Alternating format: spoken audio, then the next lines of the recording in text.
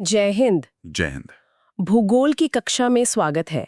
आज की इस गहन चर्चा में हम सिर्फ एक नक्शे पर नजर नहीं डाल रहे हैं, बल्कि वैश्विक अर्थव्यवस्था के उस छिपे हुए इंजन को डिकोड कर रहे हैं जो दुनिया को चलाता है। बिल्कुल, और ये विषय सच में बहुत रोमांचक है ना? मेरे साथ जो बैठे हैं, खैर मैं ये पूरे विश्वास के साथ कह सकती हूँ कि आप एक महान भूगोल मानचित्र विशेषज्ञ हैं। अरे, इस शानदार शुरुआत के लिए बहुत बहुत धन्यवाद। मेरा हमेशा से मानना है कि किसी भी घर के अंदर जाने से पहले उसके आसपास के पड़ोस को समझना बहुत जरूरी है। बिल्कुल, ग्लोबल कॉन्टेक्स्ट बहुत जरूरी है। राइट।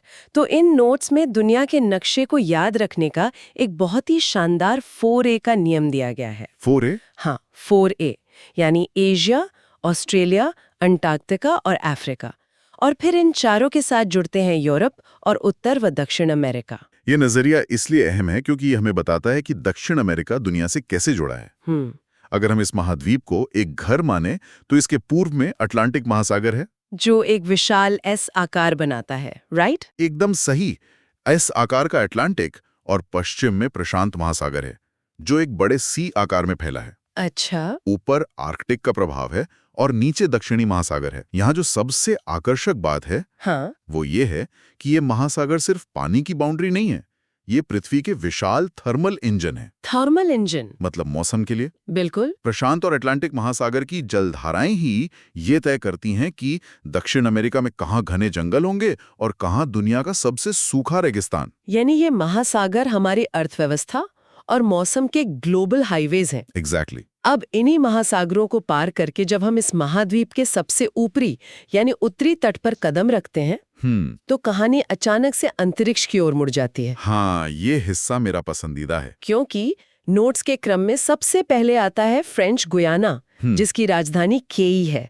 यहाँ कोरू नाम की एक जगह है जो फ्रांस का सैटेलाइट लॉन्चिंग स्टेशन है। राइट। अब ये बात मुझे हमेशा से हैरान करती है। फ्रांस तो यूरोप में है। हाँ, बिल्कुल। फिर वो अपने इतने महंगे सैटेलाइट इतने दूर दक्षिण अमेरिका के इस छोटे से हिस्से से क्यों लॉन्च करता है? इसके पीछे विशुद्ध भौतिक विज्ञान काम कर रहा है। अच्छा। हाँ, देखिए, कोरू भूमध्य रेखा यानी इक्वेटर के बेहद करीब है। और भूमध्य रेखा पर पृथ्वी अपने अक्ष पर सबसे तेज गति से घूमती है। कितनी तेज? लगभग 1670 किलोमीटर प्रति घंटे की रफ्तार से। अरे बाप रे। तो जब फ्रांस अपने रॉकेट यहाँ से लॉन्च करता है तो उसे पृथ्वी के घूमने का एक प्राकृतिक स्लिंग शॉट मिल जाता है। ओ, मतलब एक गोफन की तरह। बिल्कुल गोफन की तरह। ये मुफ्त की काइनेटिक ऊर्जा है। इससे ईंधन की भारी बचत होती है और भारी सैटेलाइट्स को कक्षा में स्थापित करना कहीं ज्यादा आसान हो जाता है। क्या बात है। मतलब आज कोई जो जीपीएस या सैटेलाइट टीवी इस्तेमाल कर रहा है, बहुत मुमकिन है कि उसे दक्षिण अमेरिका के इसी जंगल से लॉन्च किया गया हो। इसकी बहुत अधिक संभावना है। अब फ्रेंच गुयाना के ठीक बगल में दो और देश हैं, सूरीनाम जिसकी राजधानी पैरामारिबो है और गुयाना जिसकी राजधानी जॉर्जटाउन है। इन तीनों को याद रखने के लिए नोट्स में एक बहुत ही मजेदार एनालॉजी है। अच्छा, वो क्या है? जरा सोचिए, दो गुयाना है, एक फ्रेंच गुयाना और एक सामान्य गुयाना। राइट। और उन दोनों के बीच में एक नाम फंसा हुआ है, सूरीनाम। सूरीनाम। ये तो ऐसा है जैसे सैंडविच के दो ब्रेड के बीच में कोई पैटी फंसी हो। हाँ, ये याद रखने का बहुत बढ़िया तरीका, और ये सिर्फ याद रखने का तरीका नहीं है। तो और क्या है? ये इन देशों के औपनिवेशिक इतिहास को भी दर्शाता है। अच्छा, कैसे? यूरोपीय शक्तियों ने इस उत्तरी तट को अपनी सहूलियत के हिसाब से इन छोटे छोटे हिस्सों में बांट दिया था। एक फ्रांस के पास, एक डच के पास और एक ब्रिटिश के पास, जिसका असर आज भी इनके भूगोल पर दिखता है। ये तो बहुत गहरी बात है। खैर, अब इस उत्तरी तट से हम थोड़ा पश्चिम की ओर बढ़ते हैं। चलिए। जहां हमारी मुलाकात उन देशों से होती है जो अपनी रणनीतिक स्थिति और अकूत संसाधनों के लिए जाने जाते हैं। सबसे पहले आता है वेनेजुएला। वेनेजुएला, बिल्कुल। जिसकी राजधानी कराकस है। नोट्स में इसके आकार को वी के रूप में दर्शाया गया है। V for Venezuela. एकदम। लेकिन यहाँ जो चीज पूरी दुनिया का ध्यान खींचती है वो है मराकाइबो बंदरगाह और उसकी झील। हाँ, मराकाइबो। ये सिर्फ एक झील नहीं है। तो फिर क्या है? भूगर्भीय रूप से ये एक विशाल गर्त है, एक डिप्रेशन, जहां लाखों सालों तक जैविक पदार्थ जमा होते रहे।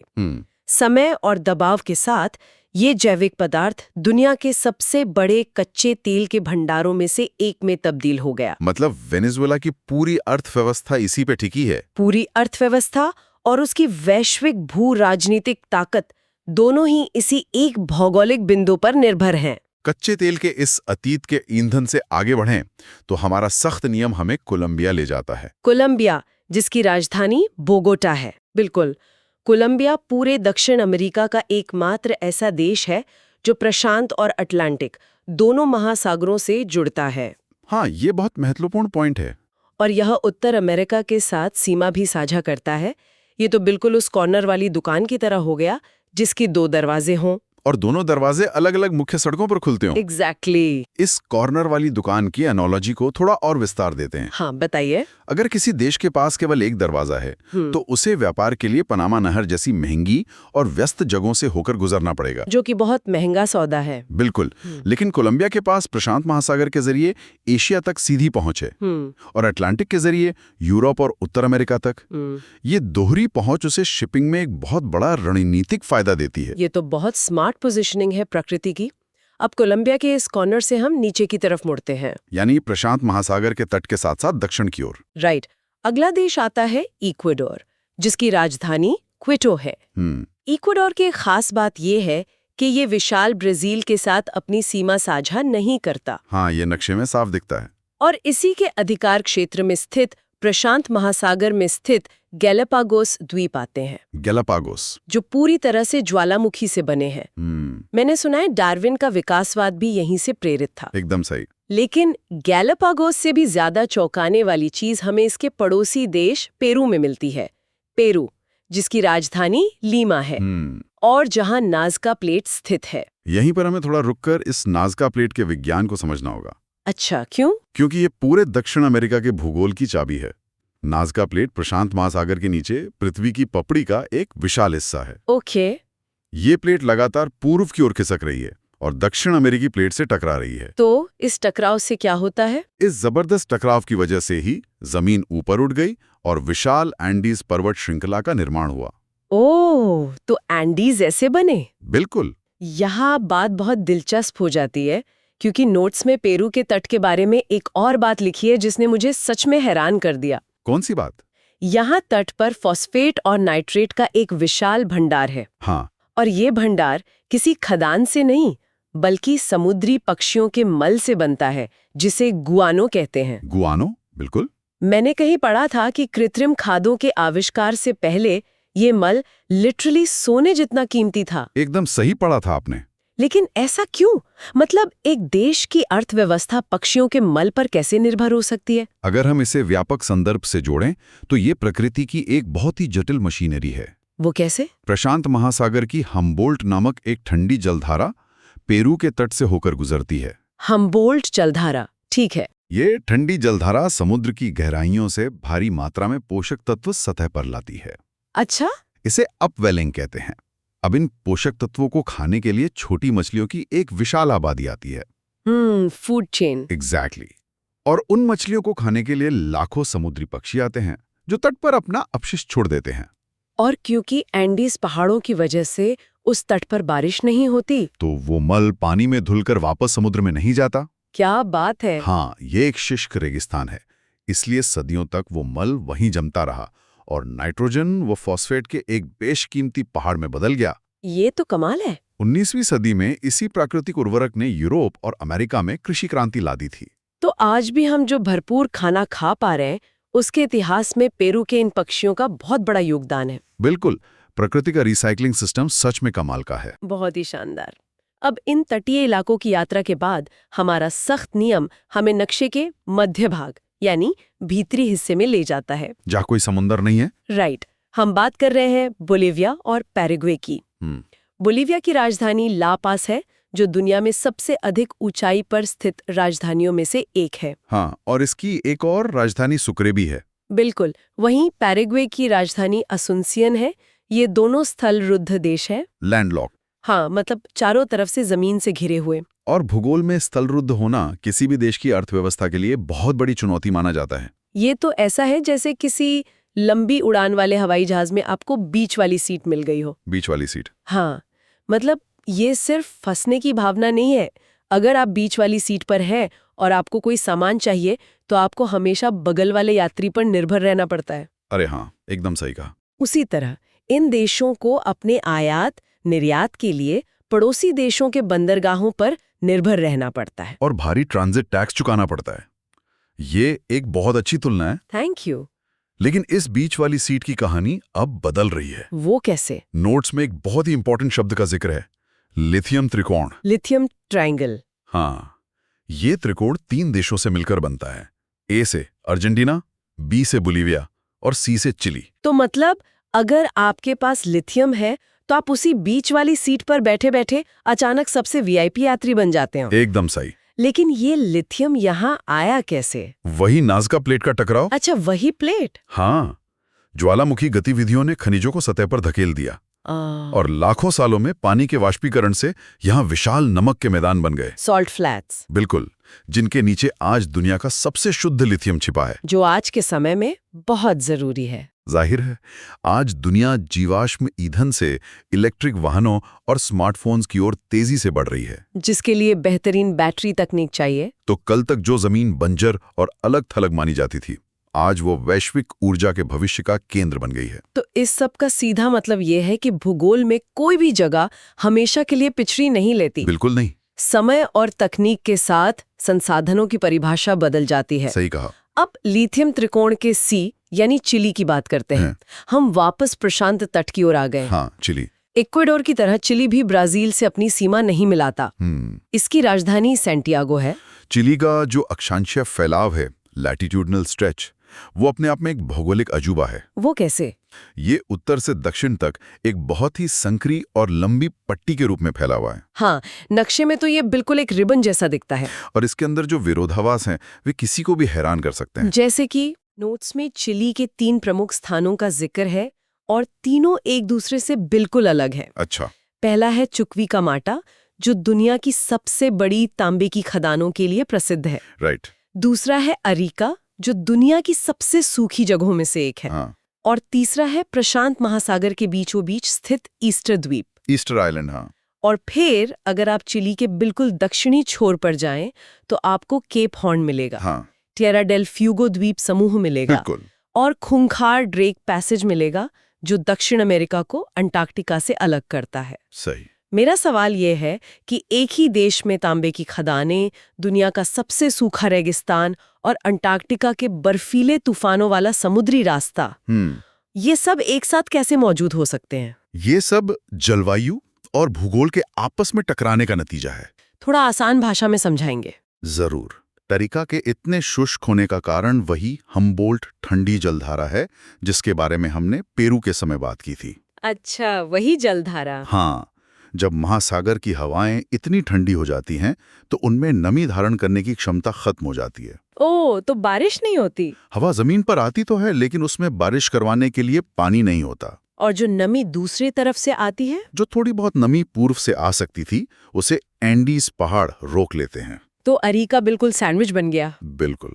इसलिए अरिका पूरी तरह से एक बंजर रेगिस्तान बन जाता है। दूसरी तरफ इसका दक्षिणी छोर अंटार्कटिका के इतने करीब है कि वहां ड्रेक पैसेज का बर्फीला और तूफानी माहौल बन जाता है। तो चिली एक ही देश में दुनिया के कई चरम मौसमों को समेटे हुए हैं। एकदम सही। ये विरोधाभास सच में प्रकृति का एक जादू है। खैर, अब महाद्वीप के इस बर्फीले दक्षिणी छोर से मुड़कर हमारा क्रम हमें वापस अटलांटिक तट के सहारे उत्तर की ओर ले चलता है। अब हम बड़े देशों की तरफ जा रहे हैं। हाँ, यहाँ हमारी मुलाकात होती है अर्जेंटीना से, जिसकी राजधानी ब्यूनस आयर्स है, और उरुग्वे से, जिसकी राजधानी मॉन्टेविडियो है। राइट। साथ ही तट से दूर अटलांटिक महासागर में यूके के अधिकार वाला फॉकलैंड द्वीप भी मौजूद है। बिल्कुल। लेकिन इन सबके ऊपर जो देश पूरे नक्शे पर हावी है, वो है इस महाद्वीप का विशालकाय दानव, ब्राजील। एकदम सही, ब्राजील। ब्राजील का आकार इतना विशाल है कि ये दक्षिण अमेरिका के लगभग हर देश के साथ अपनी सीमा साझा करता है। हर देश के साथ? केवल 2 देशों को छोड़कर, जिनकी बात हमने अभी की थी, चिली और इक्वाडोर। एग्जैक्टली। चिली और इक्वाडोर को छोड़कर ये सबसे मिलता है। ब्राजील की राजधानी ब्रासिलिया है, लेकिन नोट्स में एक खदान का विशेष रूप से उल्लेख है। कौन सी खदान? काराजस खदान। काराजस, हाँ। ये खदान लोहे के उत्पादन के लिए दुनिया भर में जानी जाती है। बिल्कुल। पर मुझे जिस चीज ने सबसे ज्यादा आकर्षित किया वो है ब्राजील का कॉफी व्यापार। कॉफी? हाँ, ये बहुत अहम है। नोट्स में 3 जगहों का एक ऐसा नेटवर्क समझाया गया है जो साफ कर देता है कि भूगोल कैसे व्यापार का नक्शा बनाता है। साओ पाउलो, सैंटोस और रियो डी जेनेरियो। राइट। यही वो बिंदु है जहां हमें ये समझना चाहिए कि अर्थव्यवस्था जमीन पर कैसे काम करती है। बताइए। देखिए, साओ पाउलो मकर रेखा यानी ट्रॉपिक ऑफ कैप्रिकॉर्न पर स्थित है। यहाँ की जलवायु, मिट्टी और ऊंचाई कॉफी उत्पादन के लिए बिल्कुल अनुकूल है।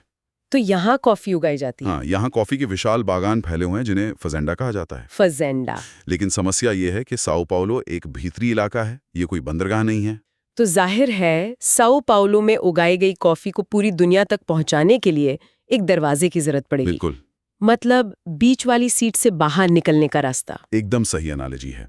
और वो दरवाजा है सैंटोस। अच्छा, सैंटोस एक पोर्ट है। सैंटोस एक तटीय बंदरगाह है जिसे विशेष रूप से कॉफी के निर्यात के लिए ही विकसित किया गया था। क्या बात है। साओ पाउलो में बड़े पैमाने पर उत्पादन होता है और फिर उसे रेलवे और सड़कों के जरिए सैंटोस लाया जाता है, जहां से पूरी दुनिया में उसका व्यापार होता है। तो ये एक पूरा सप्लाई चेन है। हाँ, और फिर इसी तट पर थोड़ी दूर स्थित है रियो डी जेनेरो, जो अपने बीचेस के लिए मशहूर है। बिल्कुल, जो अपने प्रसिद्ध कोपाकाबाना बीच के जरिए पर्यटन की अर्थव्यवस्था चलाता है। तो ब्राजील की ताकत सिर्फ उसका बड़ा आकार नहीं है, बल्कि उसके इन अलग-अलग भौगोलिक केंद्रों का सटीक तालमेल है। आपने बिल्कुल सही पकड़ा। तो अगर हम आज के इस पूरे सफर को एक नजर में देखें, तो हमने नोट्स के उस सख्त क्रम का पालन किया। हमने कोई बिंदु नहीं छोड़ा। बिल्कुल नहीं। लेकिन हमें कोई उबाऊ टेबल ऑफ कंटेंट नहीं मिला।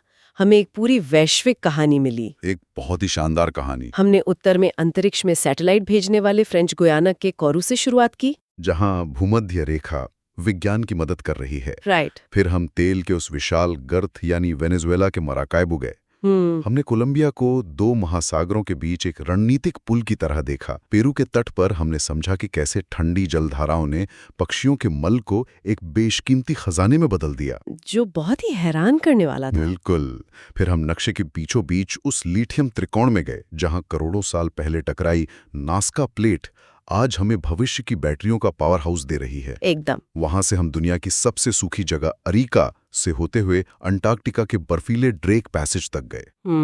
और अंत में हमने देखा कि कैसे विशाल ब्राजील का भूगोल दुनिया भर की सुबह की कॉफी का इंतजाम कर रहा है। ये सारांश ये साबित करता है कि नक्शे पर खींची ये रेखाएं केवल राजनीतिक सीमाएं नहीं हैं। तो क्या है? ये पर्वत, महासागर और रेगिस्तान ही ये तय करते हैं कि कौन सा देश दुनिया को अतीत का ईंधन बेचेगा, कौन अंतरिक्ष में अपनी पकड़ बनाएगा और कौन भविष्य की तकनीक के लिए ऊर्जा प्रदान करेगा। बहुत ही गहरी बात कही आपने, और यही बात आज की इस चर्चा को सिर्फ तथ्यों से कहीं आगे ले जाती है। बिल्कुल। तो अपनी इस बातचीत को खत्म करने से पहले मैं चाहती हूँ कि हम सब एक बात पर विचार करें। बताइए। जैसे हमने देखा कि प्रशांत महासागर के ठंडे पानी ने पेरू के तट पर पड़े पक्षियों के मल को दुनिया का सबसे कीमती प्राकृतिक संसाधन बना दिया था। हाँ। और कैसे एंडीज पहाड़ों के बीच पड़ी नमक की बंजर जमीन लिथियम की वजह से आज दुनिया के भविष्य का ईंधन बन गई है। राइट। तो आज दुनिया के नक्शे पर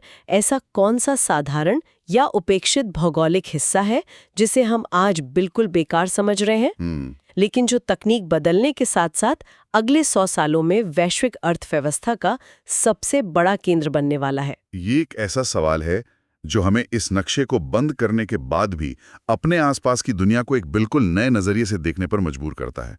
मुझे भी। जय हिंद। जय हिंद। और आज की इस भूगोल की कक्षा में आप सभी का स्वागत है। शुरू करें? हाँ बिल्कुल। इस सफर की शुरुआत हम जमीन की सतह और वहां उगने वाली वनस्पति से करते हैं। मतलब घास के मैदानों से। हाँ, अगर हम ये सोचें कि किसी जगह पर घने जंगल होंगे या सिर्फ छोटी घास, तो इसका जवाब जमीन से नहीं बल्कि सीधे आसमान से आता है। हाँ, सूरज की रोशनी से। एकदम सही। सूरज की रोशनी और अक्षांश रेखाओं से।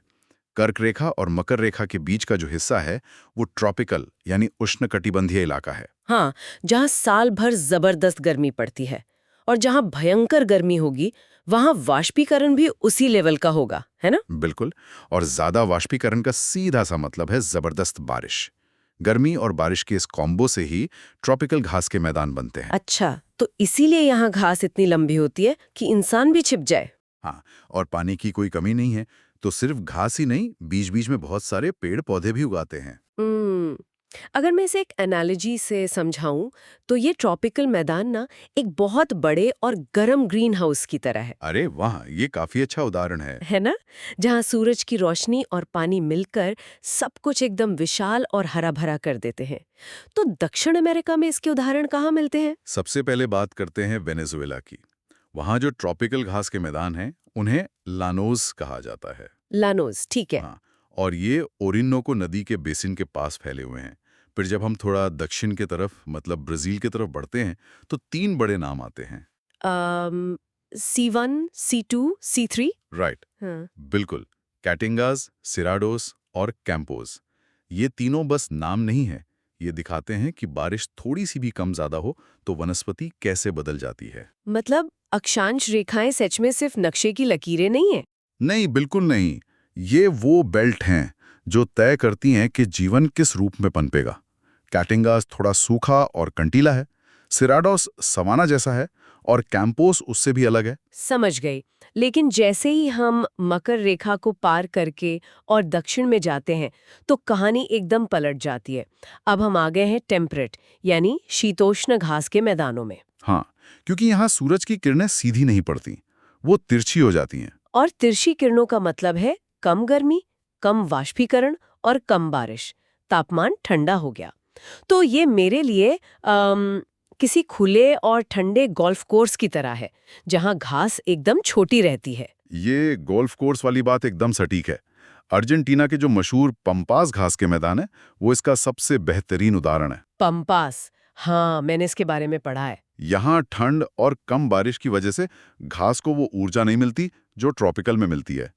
इसलिए घास छोटी होती है, पर जमीन पर एकदम कालीन की तरह बिछी रहती है। और शायद इसीलिए इसका वहाँ की अर्थव्यवस्था पर इतना गहरा असर है। मैंने सुना है कि पंपास में एक बहुत ही खास घास होती है, अल्फा अल्फा। जी हाँ, अल्फा अल्फा। ये प्राकृतिक रूप से बहुत पौष्टिक होती है। एक सेकंड, मैं यहाँ थोड़ा रुकना चाहूंगी क्योंकि ये अल्फा अल्फा नाम सुनते ही लगता है कि कोई हाई एनर्जी चीज है। और अर्जेंटीना का मांस और डेयरी उद्योग तो पूरी दुनिया में मशहूर है ना? क्या इसका कनेक्शन इसी घास से है? 100%। यही तो भूगोल का असली जादू है। अल्फा अल्फा की जड़ें जमीन में बहुत गहरी जाती हैं और सारे पोषक तत्व खींच लेती हैं। अच्छा। और जब भेड़ें और मवेशी से खाते हैं तो उन्हें बेहतरीन पोषण मिलता है। इसी भूगोल के वजह से अर्जेंटीना पशुपालन में दुनिया के टॉप देशों में आ गया। ये सच में कमाल है कि कैसे अक्षांश ने जलवायु तय की, जलवायु ने घास और उस घास ने पूरे देश की अर्थव्यवस्था बना दी। बिल्कुल।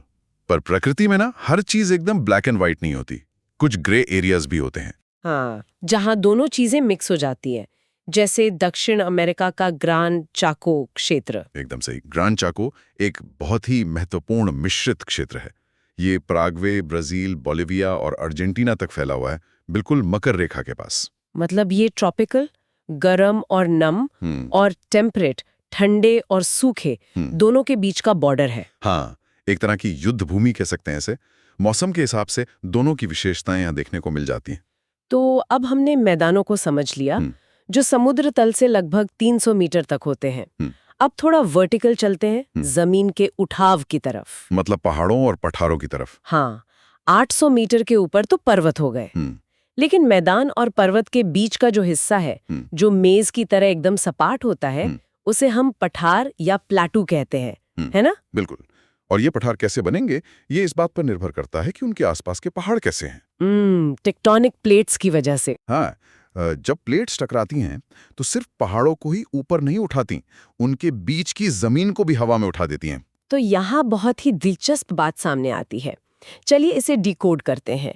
पहला टाइप है इंटरमाउंटेन या अंतः पर्वतीय पठार। नाम से पता चल रहा है, पर्वतों के अंदर। हाँ, अगर मैं वही अपनी खेल वाली एनालॉजी लगाऊं तो ये एक ऐसे क्रिकेट स्टेडियम की पिच की तरह है जो चारों तरफ से ऊंची दर्शक दीर्घा से घिरी है।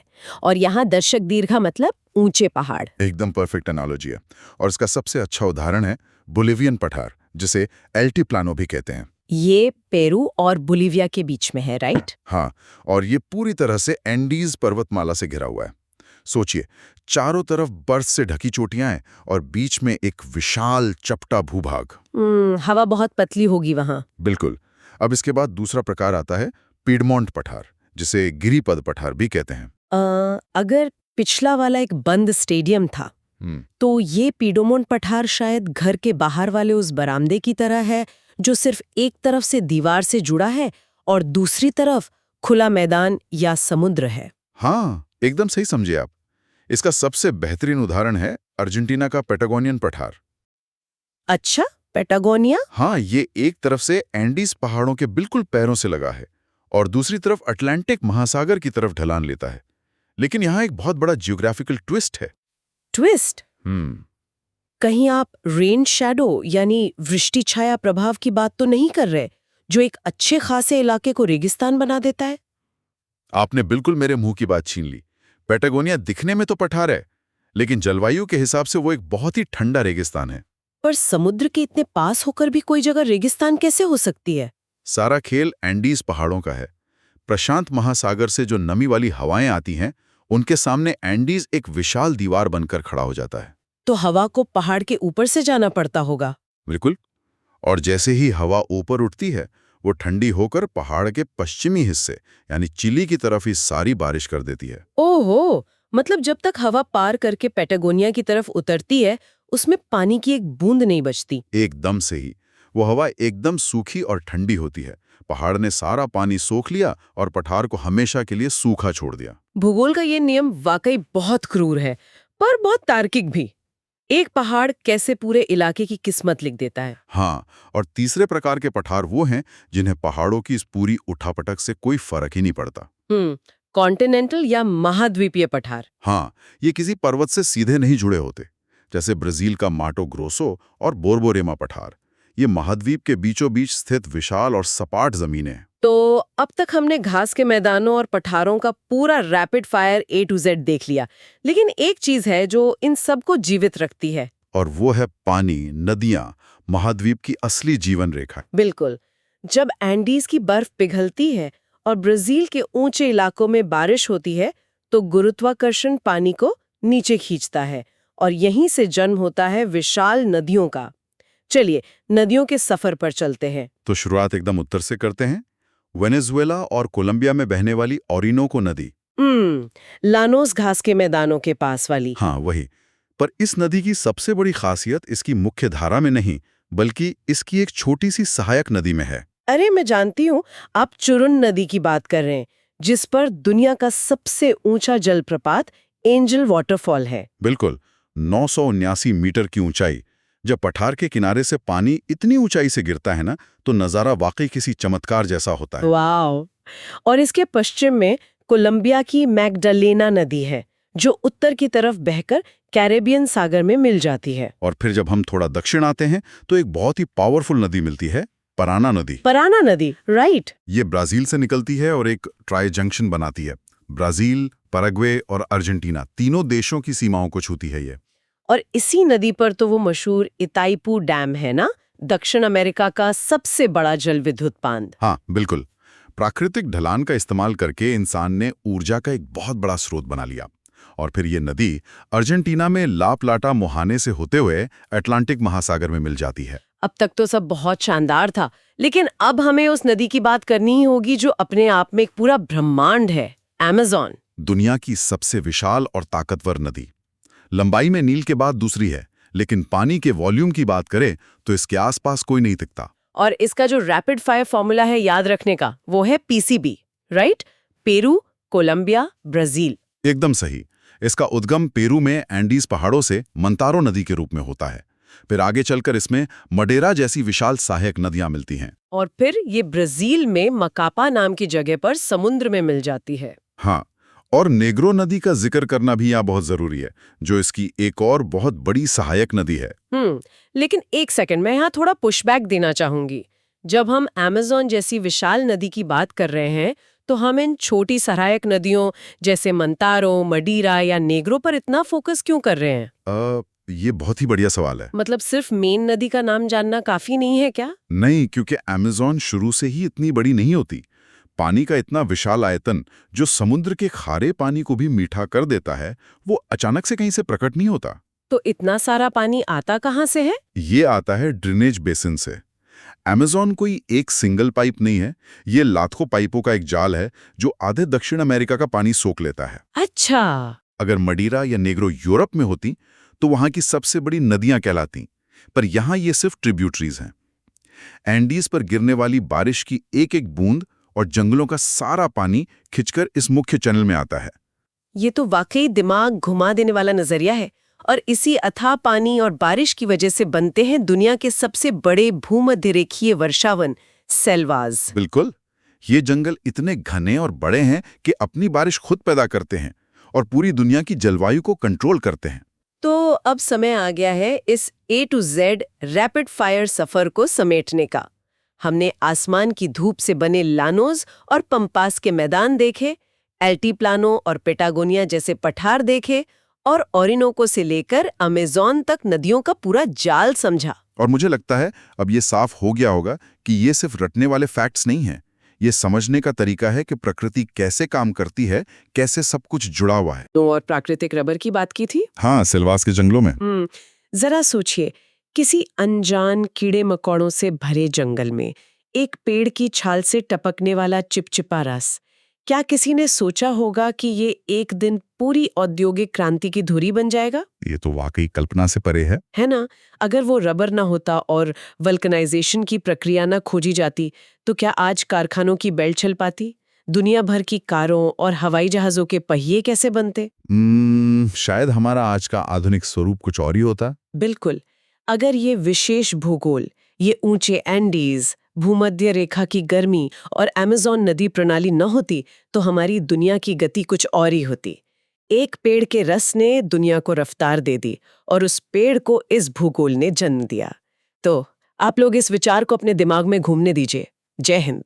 तो भूगोल की क्लास में आपका स्वागत है। शुक्रिया। मतलब आज के इस यात्रा में दक्षिण अमेरिका की विशाल झीलों से शुरुआत होगी, फिर उस महाद्वीप की रीढ़ यानी एंडीज पर्वत श्रृंखला पर चढ़ाई की जाएगी और अंत में उन अनोखे मरुस्थलों तक पहुंचा जाएगा जो अपने आप में एक बहुत बड़ा रहस्य है। बिल्कुल।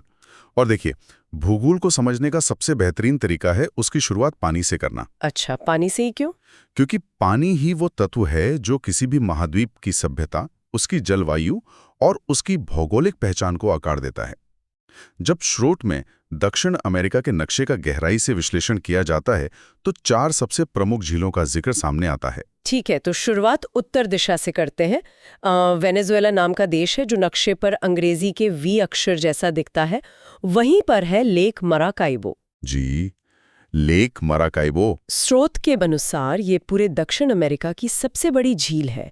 लेकिन यहाँ दिलचस्प बात सिर्फ इसका आकार नहीं है, ये जगह तेल उत्पादन का एक बहुत बड़ा केंद्र है। बिल्कुल, तेल का बहुत बड़ा भंडार है वहाँ। और सिर्फ तेल ही नहीं, यहाँ बहुत ज्यादा बिजली भी कड़कती है।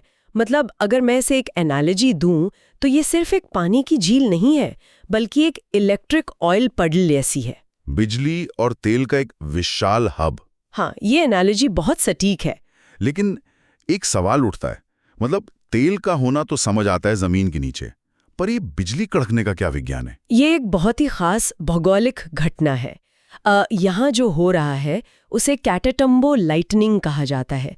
ये प्रकृति का एक बहुत ही दुर्लभ और शक्तिशाली रूप है। अच्छा। होता ये है कि कैरेबियन सागर की तरफ से आने वाली गर्म और नमी भरी हवाएं जब इस झील के ऊपर से गुजरती हैं तो वे 3 तरफ से घिरे हुए ठंडे एंडीज पर्वतों से टकराती हैं। गर्म और ठंडी हवा की टक्कर, बिल्कुल। और झील के नीचे मौजूद तेल और मीथेन गैस के भंडार भी हैं। तो ये सब मिलकर एक ऐसा वातावरण बनाते हैं जहां साल के कई महीनों तक लगभग हर रात आसमान में लगातार बिजलियां कड़कती रहती हैं। अरे वाह, ये तो सच में हैरान कर देने वाला है। मतलब भूगोल सिर्फ जमीन पर नहीं, आसमान में भी अपनी पूरी ताकत दिखा रहा है। एकदम सही कहा। अब अगर लेक मराकाइबो से थोड़ा नीचे दक्षिण की ओर बढ़ा जाए तो पेरू और बोलीविया के बॉर्डर पर एक और अजूबा मिलता है, लेक टिटिकाका। जी, लेक टिटिकाका बहुत महत्वपूर्ण है। स्रोत में जो तथ्य है वो सोचने पर मजबूर कर देता है। ये झील किसी मैदानी इलाके में नहीं बल्कि ऊंचे पहाड़ पर स्थित है। और सबसे बड़ी बात, ये दुनिया की सबसे ऊंची नौकागम्य झील है, मतलब हाईएस्ट नेविगेबल लेक, जहां जहाज चलाए जा सकते हैं। बिल्कुल। लेकिन मैं ये सोच रही थी कि इतनी ऊंचाई पर इतने बड़े बड़े जहाज़ों का चलना और इतनी ऊंचाई पर इतना सारा पानी आया कहाँ से? ये एक बहुत ही वाजिब सवाल है। ये झील किसी पहाड़ की चोटी पर बने गड्ढे में बारिश का पानी भरने से नहीं बनी है, बल्कि इसका निर्माण टेक्टोनिक हलचलों की वजह से हुआ है। अच्छा, टेक्टोनिक प्लेट्स की वजह से। हाँ, लाखों साल पहले जब जमीन का वो हिस्सा ऊपर उठ रहा था तो उसने अपने साथ एक विशाल जल स्रोत को भी ऊपर उठा लिया। आज टिटिकाका सिर्फ एक झील नहीं है, बल्कि वो उस ऊंचे पठार के तापमान को नियंत्रित करने का काम भी करती है। तापमान नियंत्रण। और इतनी ऊंचाई पर होने के बावजूद इसका पानी जमता नहीं है। यही कारण है कि वहां नौकायन या नेविगेशन संभव है। प्रकृति का संतुलन वाकई कमाल का है। लेकिन जब संतुलन की बात आती है तो उस झील का जिक्र करना भी बहुत जरूरी हो जाता है जिसका संतुलन बुरी तरह बिगड़ रहा है। आप लेक पूपो की बात कर रही हैं? हाँ, स्रोत में तीसरी झील है लेक पूपो, जो पूरी तरह से बोलिविया में स्थित है। ये झील लगातार सूख रही है, लेकिन मुझे एक बात समझ नहीं आती, टिटिकाका में इतना सारा पानी है और उसी के पास स्थित पूपो सूख क्यों रही है? देखो, लेक पूपो का सूखना एक बहुत बड़ा पर्यावरणीय संकेत है। टिटिकाका के विपरीत लेक पूपो बहुत उथली यानी कम गहरी झील है। अच्छा, गहराई कम है। जी, इसलिए वाष्पीकरण यानी इवेपोरेशन का असर इस पर बहुत जल्दी होता है। इसके अलावा जलवायु परिवर्तन के कारण बारिश कम हो रही है और खेती या खनन के लिए इस झील में आने वाली नदियों का पानी भी मोड़ दिया गया है। तो मतलब पानी आ नहीं रहा और जो है वो भाप बन रहा है। बिल्कुल, जब पानी आना कम हो जाए और वाष्पीकरण बढ़ जाए तो एक विशाल झील भी रेगिस्तान में बदल सकती है। ये इंसान और प्रकृति के टकराव का एक जीता जागता उदाहरण है। ये तो एक गंभीर चेतावनी है। खैर, अब अगर चौथी झील की तरफ नजर डाली जाए, जो ब्राजील में है, लेक पेटोस, उसकी कहानी बिल्कुल अलग है। ये समुद्र के किनारे स्थित एक लेगून झील है। जी, लेगून झीलों का निर्माण एक बहुत ही रोचक प्रक्रिया है। वो कैसे बनती हैं? जब समुद्र की लहरें अपने साथ लाई गई रेत को किनारे पर जमा करने लगती हैं, तो धीरे धीरे रेत की एक प्राकृतिक दीवार बन जाती है। यह दीवार समुद्र के कुछ पानी को मुख्य समंदर से अलग कर देती है। लेक पेटोस इसी तरह बनी है। ये एक तरफ से जमीन से गिरी है और दूसरी तरफ रेत की एक पतली पट्टी से अटलांटिक महासागर से अलग करती है। अरे वाह! अगर इन चारों झीलों को एक साथ रखकर देखा जाए तो दक्षिण अमेरिका की भौगोलिक विविधता का एक पूरा स्पेक्ट्रम नजर आता है। मतलब एक में तेल है और बिजली कड़कती है, एक पहाड़ की चोटी पर है, एक सूख रही है और एक समुद्र से जुड़कर लगून बन गई है। पानी के कितने अनोखे रूप हैं यहाँ। बिल्कुल। और ये क्रमबद्ध अध्ययन बहुत जरूरी है। मराकाइबो, टिटिकाका, पूपो और पेटोस, ये क्रम पूरे महाद्वीप का एक चक्कर लगवा देता है। लेकिन लेक टिटिकाका की ऊंचाई का जो जिक्र हुआ था, वो ऊंचाई अचानक नहीं आई है। हाँ, सही कहा। वो ऊंचाई इस महाद्वीप के सबसे महत्वपूर्ण और विशाल भौगोलिक ढांचे की ओर ले जाती है, जिसने इस पूरे महाद्वीप की शक्ल तय की है। मतलब बात हो रही है उस महाद्वीप की रीढ़ की, दुनिया की सबसे लंबी महाद्वीपीय पर्वत श्रृंखला एंडीज माउंटेन्स। बिल्कुल, एंडीज सिरे से दूसरे सिरे तक फैली हुई है। जी, ये 7 देशों से होकर गुजरती है। हाँ, अगर उत्तर से दक्षिण की ओर एक क्रम में देखा जाए तो वे देश है Venezuela, Colombia, Ecuador, Peru, Bolivia, Chile और अर्जेंटीना। इन 7 देशों को ये एक धागे में पिरोती है। एकदम सही। लेकिन यहाँ एक सवाल जो बार बार दिमाग में आता है कि ये वलय पर्वत यानी फोल्ड माउंटेन आखिर बनते कैसे हैं? वलय पर्वतों के बनने की प्रक्रिया पृथ्वी की सबसे बड़ी और सबसे धीमी ताकतों का परिणाम है। अगर मैं इसे एक बहुत ही साधारण एनालॉजी से समझने की कोशिश करूं, मान लिया जाए कि किसी बड़े कमरे के फर्श पर एक बहुत बड़ा और भारी कालीन बिछा है। ठीक है। अब अगर उस कालीन को दोनों तरफ से एक साथ बीच की तरफ धकेला जाए तो वो बीच से मुड़कर ऊपर की तरफ उठने लगेगा। जी। क्या दक्षिण अमेरिका के साथ भी ठीक ऐसा ही हुआ था? प्रक्रिया को प्लेट टेक्टोनिक्स कहते हैं। प्रशांत महासागर के नीचे एक बहुत भारी प्लेट है जिसे नाज़का प्लेट कहते हैं, और दूसरी तरफ है दक्षिण अमेरिकी प्लेट जो थोड़ी हल्की है। अच्छा, तो भारी और हल्की प्लेट की टक्कर। जी, जब ये दोनों प्लेट्स आपस में टकराईं तो भारी नाज़का प्लेट दक्षिण अमेरिकी प्लेट के नीचे धंसने लगी।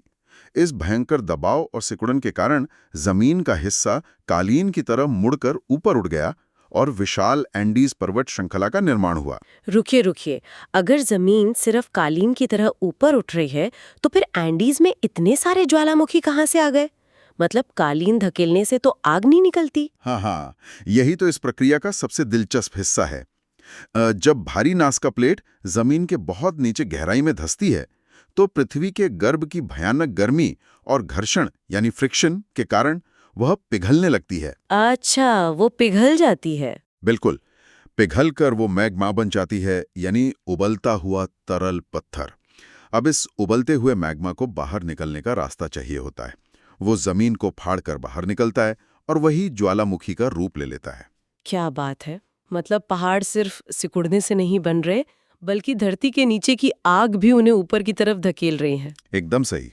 अब चूंकि इस स्रोत के नोट्स को बिना कोई बिंदु छोड़े क्रम में समझने का लक्ष्य है, तो इन एंडीज पर्वतों को दक्षिण से उत्तर की ओर एक-एक करके डिकोड करते हैं। जरूर। सबसे पहले अर्जेंटीना और चिली के बॉर्डर के पास देखते हैं। यहाँ मिलता है अकोंकागुआ, पूरे दक्षिण अमेरिका का सबसे ऊंचा पर्वत शिखर। जी, अकोंकागुआ की ऊंचाई अद्भुत है, लेकिन ध्यान देने वाली बात यह है कि ये एक शांत यानी एक्सटिंक्ट ज्वालामुखी है। इसका मतलब है कि कभी ये भी आग उगलता था, लेकिन अब शांत हो चुका है। लेकिन इसके ठीक पास इसी आंडीज में एक और पर्वत है, ओजस डेल सेलेडो, और ये शांत बिल्कुल नहीं है। स्रोत बताता है कि ओजस डेल सेलेडो दुनिया का सबसे ऊंचा सक्रिय ज्वालामुखी है, हाईएस्ट एक्टिव वोल्केनो। हाँ, और ये भूविज्ञान की एक बहुत बड़ी पहेली है। मतलब एक तरफ सबसे ऊंचा शांत पर्वत और बिल्कुल उसी श्रृंखला में सबसे ऊंचा आग उगलता ज्वालामुखी। ऐसा क्यों होता है? ये इसलिए होता है क्योंकि जमीन के नीचे मैग्मा के चैम्बर खिसकते रहते हैं। अकांकागुआ के नीचे का मैग्मा खत्म हो चुका है या रास्ता बदल चुका है, जबकि ओजस डेल सेलेडो के नीचे अभी भी एक उबलती हुई भट्टी चालू है। ये तो जमीन के नीचे चल रहे एक बड़े कारखाने जैसा लगता है। अब अगर इस अर्जेंटीना चिली बॉर्डर से थोड़ा और उत्तर की ओर पेरू देश में जाया जाए तो वहां दो और महत्वपूर्ण पर्वत मिलते हैं। पेरू में? हाँ। पहला है मिस्टी और दूसरा है हुआस्करन। और हुआस्करन पेरू का सबसे ऊंचा पर्वत है। और इन पर्वतों की खासियत पता है क्या है? भूमध्य रेखा यानी इक्वेटर के इतने करीब होने के बावजूद इनकी चोटियां हमेशा बर्फ से ढके रहती हैं। अच्छा, इक्वेटर के पास होकर भी बर्फ? जी, ये साबित करता है कि जलवायु पर अक्षांश यानी लैटिट्यूड से ज्यादा असर ऊंचाई का होता है। सही बात है। और उत्तर की ओर यात्रा बढ़ाते हुए इक्वेडोर पहुंचते हैं। यहाँ दो विशाल पर्वत दिखाई देते हैं, चिम्बोराजो और कोटोपैक्सी। चिम्बोराजो इक्वेडोर का सबसे ऊंचा पर्वत है और कोटोपैक्सी एक बहुत ही सक्रिय ज्वालामुखी है। बिल्कुल, और कोटोपैक्सी का सक्रिय होना वहां रहने वाले लोगों के लिए हमेशा एक बहुत बड़ी चुनौती रहता है। क्यों? लावा की वजह से? सिर्फ लावा नहीं, इसके बर्फ से ढके होने के कारण जब भी ये फटता है तो सिर्फ आग नहीं निकलती, बल्कि बर्फ पिघलने से भयानक कीचड़ और पानी का सैलाब भी आता है। इसे मड स्लाइड्स कहते हैं। उफ, ये प्रकृति का कितना रौद्र रूप है। और अंत में जब और उत्तर की ओर कोलंबिया पहुंचा जाता है तो वहां कॉर्डिलेरस देखने को मिलते हैं। कॉर्डिलेरास का मतलब है पर्वतों की समानांतर श्रृंखलाएं, पैरेलल रेंजेस। हाँ, इसका मतलब है कि यहाँ एंडीज सिर्फ एक दीवार नहीं है, बल्कि एक के पीछे कई दीवारें खड़ी हैं। अगर इस पूरे ढांचे को व्यापक दृष्टिकोण से जोड़ा जाए तो ये साफ हो जाता है कि एंडीज कोई मरी हुई पत्थर की संरचना नहीं है। ये धरती के नीचे चल रही उथल-पुथल का एक जीता जागता सबूत है जो लगातार बदल रहा है। ये विचार ही रोंगटे खड़े कर देने वाला है कि जिस जमीन को इतना ठोस माना जाता है वो अंदर से कितनी हलचल से भरी है। लेकिन यहाँ से अब इस चर्चा में एक नया मोड़ आता है। बिल्कुल। पानी से भरी विशाल झीलों की बात हो गई, बर्फ और आग से ढके ऊंचे पर्वतों का विज्ञान भी समझ लिया, लेकिन अब इस महाद्वीप के उस हिस्से की तरफ बढ़ा जाएगा जो बिल्कुल सूखा है। नमी से सूखापन तक की यात्रा मरुस्थलों के निर्माण को दर्शाती है। सही कहा। भूगोल में पर्वतों की विशालता और समुद्र की गहराई को समझे बिना मरुस्थलों के बनने की प्रक्रिया को नहीं समझा जा सकता। ऊंचे पहाड़ और समंदर की लहरें मिलकर ही जमीन पर ऐसी जगह बना देते हैं जहां सदियों तक पानी की एक बूंद नहीं गिरती। स्रोत में मुख्य रूप से दो मरुस्थलों का बहुत ही बारीकी से विश्लेषण किया गया है। पहला है चिली में स्थित अटाकामा मरुस्थल। यह दुनिया के सबसे सूखे मरुस्थलों में से एक है। जी, अटाकामा। लेकिन यहाँ बात सच में दिलचस्प हो जाती है। रुकिए, यहाँ स्थिति एकदम उल्टी है। वो कैसे? आमतौर पर यही सोचा जाता है कि अगर कोई जगह समंदर के बिल्कुल किनारे है तो वहाँ खूब बादल बनेंगे और खूब बारिश होगी। लेकिन अटाकामा तो प्रशांत महासागर के बिल्कुल बगल में है, फिर भी वो इतना सूखा क्यों है? इसके पीछे का विज्ञान एक बहुत ही खास समुद्री धारा है जिसे पेरू या हम्बोल्ट ओशन करंट कहा जाता है। इसे समझने के लिए अपवेलिंग यानी जल के ऊपर उठने की प्रक्रिया को समझना होगा। तो ये अपवेलिंग की प्रक्रिया आखिर काम कैसे करती है? ऐसे कल्पना की जा सकती है कि समुद्र की ऊपरी सतह पर पानी है जो सूरज की गर्मी से थोड़ा गर्म हो गया है। ठीक है। अब पृथ्वी के घूमने और खास दिशा से चलने वाली हवाओं के कारण ये सतह का गर्म पानी किनारे से दूर पश्चिम की तरफ धकेल दिया जाता है। अच्छा, हवा पानी को धकेल देती है। बिल्कुल। और जब ऊपर का पानी खिसक जाता है तो उस खाली जगह को भरने के लिए समुद्र की गहराइयों से एकदम बर्फीला ठंडा पानी ऊपर की ओर आता है। इसी ठंडे पानी की धारा को हम्बोल्ट करंट कहा जाता है। मतलब समंदर की गहराई का फ्रीजर वाला पानी ऊपर सतह पर आ गया। एकदम सही। अब विज्ञान का एक साधारण नियम है, ठंडी चीजों का वाष्पीकरण यानी इवेपोरेशन आसानी से नहीं होता। हाँ, ये तो है। इस ठंडे पानी के कारण उसके ऊपर की हवा भी ठंडी हो जाती है। हवा ठंडी होने की वजह से वह पानी को सोखकर भाप नहीं बना पाती। जब हवा में नमी ही नहीं होगी तो बादल नहीं बनेंगे। और जब बादल ही नहीं होंगे तो बारिश कैसे होगी? बिल्कुल। ये तो अद्भुत है। मतलब समंदर खुद बारिश को रोक रहा है। इसे तो ऐसे समझा जा सकता है जैसे समुद्र के किनारे एक अदृश्य बर्फ की दीवार खड़ी कर दी गई हो जो हवा की सारी नमी को वहीं जमा देती है और जमीन तक सिर्फ सूखी हवा पहुंचने देती है। अरे वाह, ये एक बहुत ही शानदार और सटीक रूपक है। अटाकामा के सूखेपन के पीछे इसी अदृश्य बर्फ की दीवार का हाथ है। अब दूसरे मरुस्थल की तरफ चलते, जो स्रोत में विस्तार से समझाया गया है, अर्जेंटीना का पैटागोनिया मरुस्थल।